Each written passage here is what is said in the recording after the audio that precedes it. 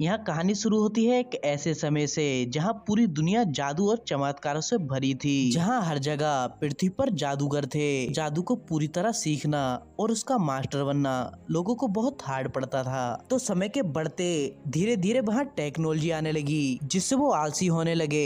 इसलिए उन्होंने जादू का इस्तेमाल ही करना छोड़ दिया था, जिससे वो जादू करना ही भूल गए। और फिर लोग जादू को देखने को भी तरसने लगे थे। तभी इस सीन में मूवी का हीरो लेन को दिखाया जाता है, जो 16वें जन्मदिन पर अपने डैड की टी शर्ट पहनता है, जो कि इसके जन्म से पहले ही खत्म हो गए थे। जब लेन केक उठाने के लिए फ्रिज को खोलता है, तभी उसकी मॉम लोरेल उसको खाने से मना करती है, क्योंकि वो केक उसकी बर्थडे पार्टी के लिए था। तो उसकी मॉम उससे कहती हैं कि उसने उसके साइंस के क्लास के बच्चों को पार्टी के लिए इनवाइट किया है, जिससे लेन को बुरा लगता है, क्योंकि उसका कोई दोस्त नहीं था। तभी उसका भाई बार्ली उसके पास आता है, जिसको हमेशा शैतानी करना पसंद था, और लेन का एक छोटा सा पेट ड्रैगन होता है। तो तभी लेन बार्ली का सुतेला डैड, आधा घोड़ा आधा इंसान ब्रैंको आता है, जो एक पुलिस ऑफिसर होता है। वो यहाँ बार्ली की शिकायत करने आता है, क्योंकि कुछ वर्कर्स एक पुरानी इमारत गिरा रहे थे। तो बार्ली वहाँ जाकर हंगामा करने लगा था। यहाँ बार्ली उन्हें इसलिए रोक रहा था कि वो शहर का एक इतिहास खत्म कर रहे हैं। बार्ली इन्हें अपनी पावर्स का असली इस्तेमाल करने के बारे में भी बार बार बताता है, पर वो सभी इस पर ध्यान नहीं देते हैं। यहाँ बार्ली शैतानी करते हुए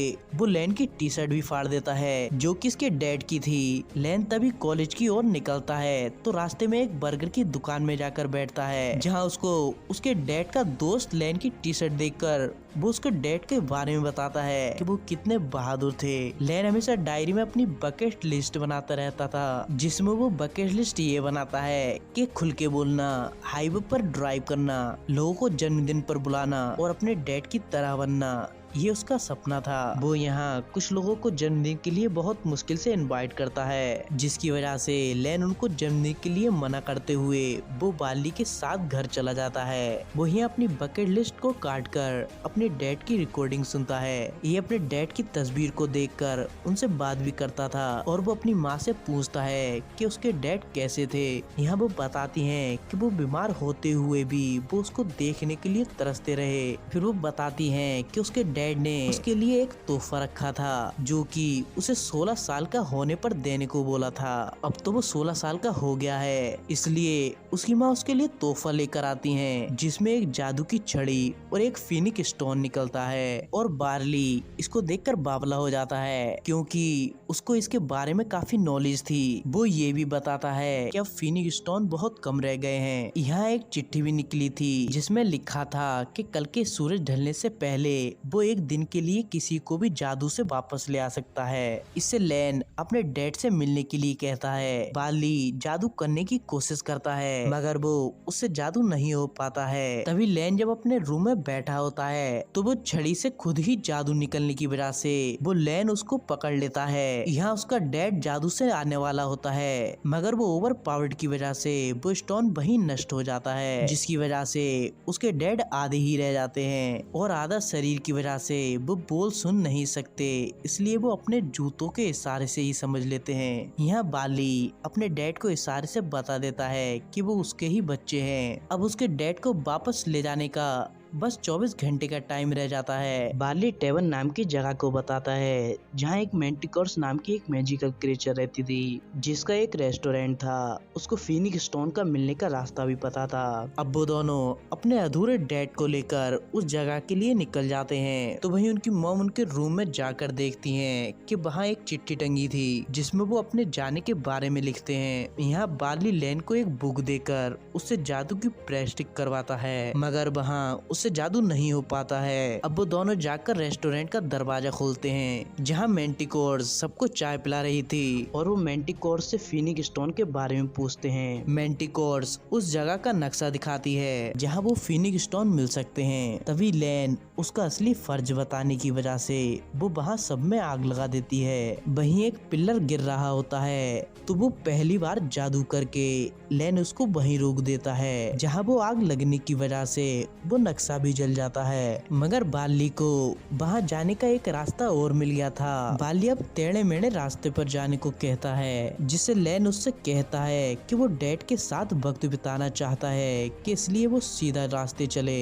पुलिस वाले मैंटिकोर्स को अपने साथ ले जा रहे होते हैं, जहाँ इसकी मॉम डॉक्टर का बहाना करके वो मैंटिकोर्स को अपने साथ ले जाती हैं। जब लैन और बाली जब जा रहे होते हैं तो वहीं उनका पेट्रोल खत्म हो जाता है। वो वहाँ उसको जादू से बढ़ाने की कोशिश करते हैं, मगर वो तो नहीं बढ़ता है, बल्कि उसका भाई छोटा हो जाता है। अब वो दोनों एक शॉप पर जाते हैं तो वहीं कुछ छोटे डेविल दिखते हैं। इन्हें देखकर मुझे तो यही नाम याद आया, बाली, तो वहीं उनसे लड़ जाता है, जिससे वो यहाँ से भाग जाते हैं। वो उन छोटे डेविलों से डर के वो पहली बार हाईवे पर कार भी चलाता है, मगर रास्ते में ही उसको पुलिस वाले रोक लेते हैं। यहाँ वो फिर दूसरा जादू करके वो ब्रैंको का रूप लेकर उनसे कहता है वो उनको खुद ले जा रहे हैं, कि वो इनकी जिम्मेदारी है। वहीं वो जादू धीरे धीरे हटने से वो वहीं से जल्द ही निकल जाते हैं, जहाँ पुलिस वाले भी उसका पैर का निशान देख लेते हैं, जो कि एक घोड़े का नहीं था, इसलिए उनको भी पता चल जाता है। वो दोनों बहस करते हुए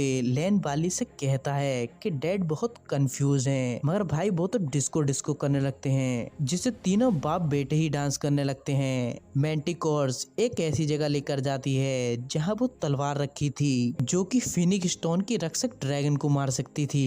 फिर वो छिपकली को मार के रेवेंस पॉइंट के लिए निकल जाते हैं। ये उस जगह का नाम है जहाँ फिनिक्स स्टोन मिलेगा। ब्रैंको को वहीं रोड पर बाली की गाड़ी की प्लेट मिलने से वो उसका पीछा करने लगता है। वो दोनों जब रास्ते में जा रहे होते हैं तो रास्ते में एक सिमटा हुआ पुल दिखता है, जिससे उस पार एक ऐसा एंगल होता है जिससे वो पुल खुल जाएगा। इसलिए वो उस पार जाने के लिए जादू करने की कोशिश करता है, और वो ये सोचता है कि रस्सी बंधी है, मगर वो खुल जाती है, जिससे वो बहुत मुश्किल से पार पहुंचता है। और वो पुल खोलते ही वहाँ ब्रैंको आ जाता है, जहाँ वो अपने साथ जाने को कहते हैं, मगर वो उनको छोड़कर वहाँ से भाग जाते हैं और एक ऐसे रास्ते पर भाग जाते हैं जिसका कार जाने का ही रास्ता खत्म था। तभी बाली अपनी कार से वहाँ पत्थर गिरा देता है। वहीं वो रास्ता बंद हो जाने की वजह से ब्रैंको वहीं रुक जाता है और वो दोनों पैदल ही वहीं से जाने लगते हैं। रास्ते में पक्षी के डायरेक्शन को फॉलो करते हुए वो एक बड़े से पत्थर के बने हुए पक्षी के पास पहुँच जाते हैं, जहाँ उनको एक छोटा सा पत्थर दिखता है जो एक चाबी होता है।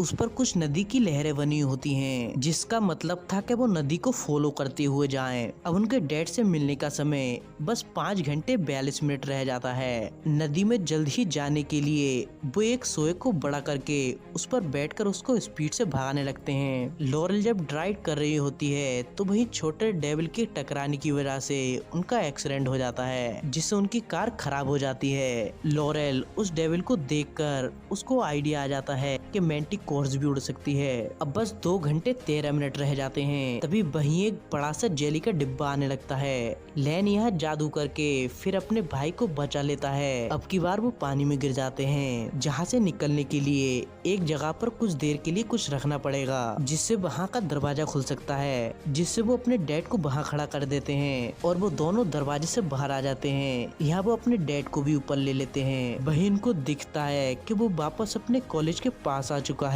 लैन इन सबका दोस्त बाली पर रखता है, क्योंकि वो उसके ही बताए रास्ते पर आए थे, जिससे लैन उससे झगड़ा करके अपने डैड को साथ ले जाकर एक नदी के पास बैठ जाता है। बाली उस पत्थर को ले जाकर उस इमारत के पानी में लोग ढूंढने लगता है। अब लैन बैठा हुआ अपनी बकेट लिस्ट को देखता है, जहां वो उनको देखकर उसको याद आता है कि वो बकेट लिस्ट तो उसके भाई के साथ ही पूरी हो गई थी। बाली के पास यहाँ पुलिस आ जाती है और वहीं बाली को अब एक लॉक दिखता है, जिससे वो वहीं पत्थर लगाता है तो वहीं फिनिक्स स्टोन निकल जाता है, जिससे वो उसको उठाता ही है। उसे एक रेड गैस निकलने लगती है और वो वहाँ की बिल्डिंगें तोड़कर एक ड्रैगन में बदल जाती है। वो इनको मारने की कोशिश करती है कि वहीं इसकी मोम मैंटिकोर्स पर बैठे हुए उस तलवार से ड्रैगन पर हमला कर देती हैं और ड्रैगन को रोक कर रखती हैं। वहीं लैन स्टोन को उस छड़ी पर लगाकर अपने डैड को लाने की कोशिश करता है। ड्रैगन मैंटिकोर्स को गंभीर कर देती है, जिससे अब लॉरेल तलवार लेकर उस ड्रैगन के पेट में घुसा देती है। अब वहीं वो सूरज ढलने वाला होता है, जिससे लैन बाली को डैड से मिलने को बोलता है और खुद उस ड्रैगन को रोकने के लिए जाता है। ड्रैगन के एक हमले से